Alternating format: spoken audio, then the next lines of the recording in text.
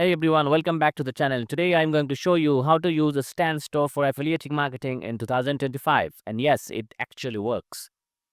If you have been looking for a simple way to earn through affiliate links, Stan Store might be just your new best friend. So stick with me till the end.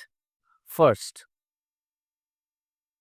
if you don't already have an Stan Store account, check the link in the description, sign up and start your free trial. Once you're signed in, head over to My Store and click on Add Product. From the options that appear, choose External Link. Now here's where the magic happens. Start by selecting Callout. You'll see a bunch of customization options. Upload an image of your affiliate product, add a catchy title, write a short description, and most importantly, drop your affiliate link. That link will now be front and center of your Stan Store, loud and proud. On the right side where it says check it out, you can write a mini advertisement for the product, add some key details, benefits, or even a quick review to convince visitors why it's worth checking out.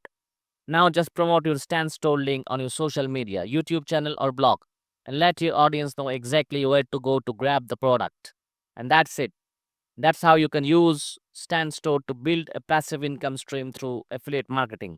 If you found this video helpful, hit the like button, subscribe for more tech tips, and share it with someone who needs to hear this.